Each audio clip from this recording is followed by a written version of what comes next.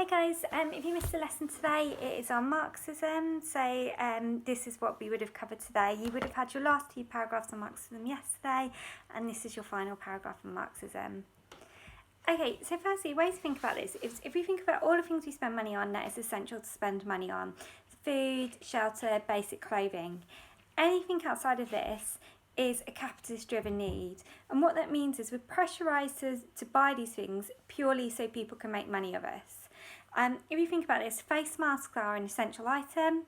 However, lots of people are buying into designer facelifts. You can see a picture here of a Burberry one at £75, or ones with patterns on, and that's a capitalist driven need. We're socialised to want that, and so the ruling class can make money.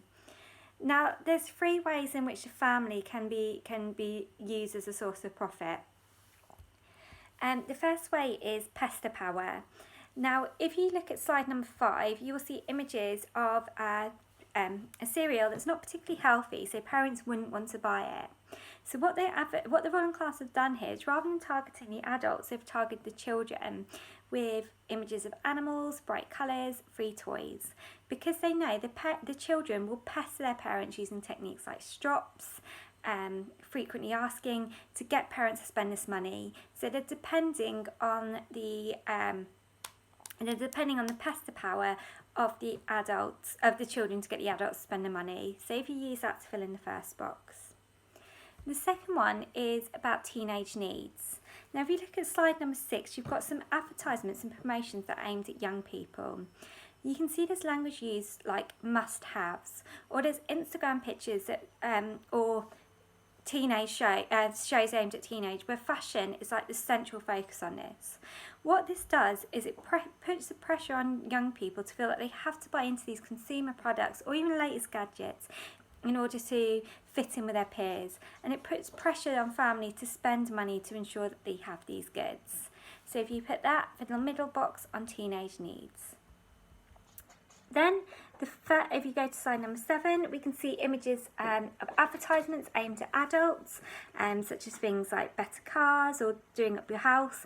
Now, what these adverts do is they create competition between adults in a neighbourhood to spend money.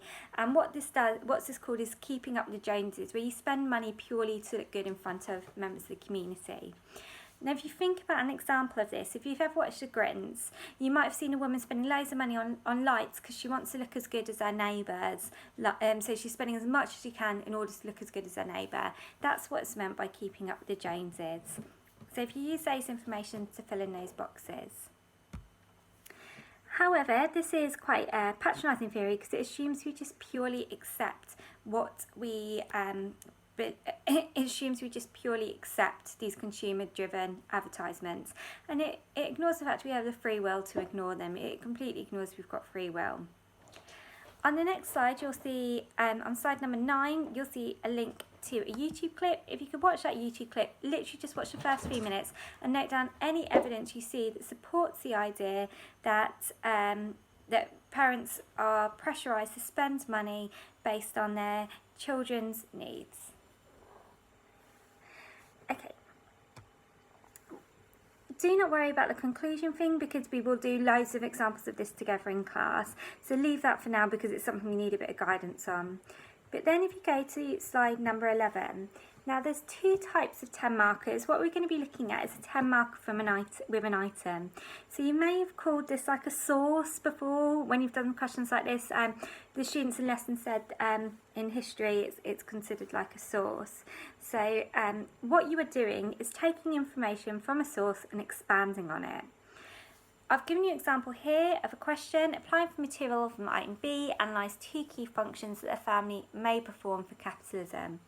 And underneath is the item that you need to take from. Before we go any further, there is 5 rules you must follow for a 10 marker. You must refer to the item or you get capped at 3. And the way to do this is say, as item B says, and literally copy a small part of the item out that you're referring to. You then develop by explaining what that point means, linking in any relevant knowledge from research that you've got. End with an evaluation point, and what's to remember is there's no introduction or conclusion, so it's simply 2 paragraphs. They've asked you for 2 points, so 2 paragraphs. What you've got here is you have got a paragraph that I have written for you where you can see there's 3 skills shown: good knowledge and understanding, application, which is where you've linked the item, and evaluation. If I could get you to separate out, first of all, where you think the application is, then where you think the good knowledge and understanding is, then the evaluation. Now remember, the bulk of your text is going to be knowledge and understanding, so when you're doing this, don't be worried if you've highlighted the majority of the paragraph as good knowledge and understanding, because that's correct, it will be the majority of your paragraph. Okay, now you've seen how to do this, I'm going to get you to do your own paragraph, but I'm just going to explain how I'm going to get you to do your own paragraph. So if I could get you to pull one of the sentences at the end. Okay, if we look at, for capitalism to continue, the proletariat must be persuaded to accept their exploitation. Now we've looked at that before, we've looked at how the family socialises people to accept exploitation. With the paragraph we looked at ideological control.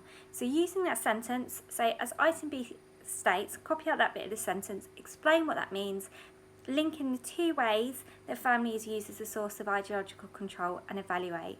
Once you've done that, if you can bring that to me and show it to me, and I will mark it for you. I hope that's alright. Bye.